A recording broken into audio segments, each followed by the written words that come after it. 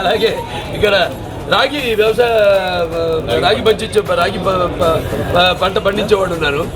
వాళ్ళ ఏంటంటే పాపం కానీ హైయెస్ట్ ప్రొక్యూర్మెంట్ హిందూపురం జరిగిందండి. మొత్తం జిల్లాలో 2.5 లక్షల టన్నులు అయితే హిందూపురం నుంచే 1,00,000 టన్నులు ప్రొక్యూర్మెంట్ చేయడం జరిగింది.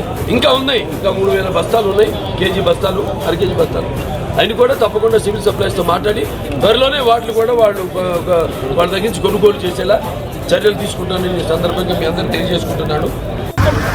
ఈరోజు చలివెందుల గ్రామంలో రాగులు పండించిన రైతులందరికీ శుభసూచకం.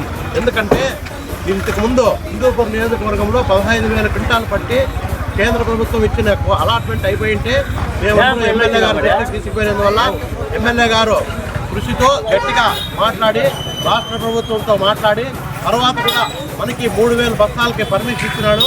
కాబట్టి ఈ విషయం తరఫున చలివెందుల గ్రామ రైతులందరూ కూడా హర్షం వ్యక్తం చేస్తున్నారు. మన నందమూరి బాలకృష్ణ ఎమ్మెల్యే గారికి అందరి తరఫున కృతజ్ఞతలు తెలియజేస్తున్నాం.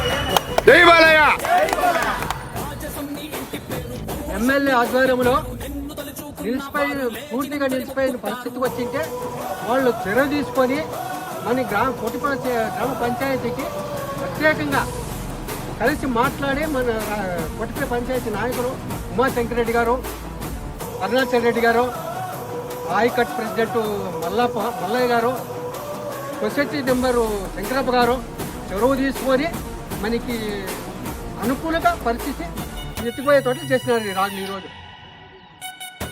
ధన్యవాదాలు మన ఎమ్మెల్యే గారికి, మన కొట్టిపల్లి పంచాయతీ గ్రామ తెలుగుదేశం నాయకులకి అందరికీ ధన్యవాదాలు.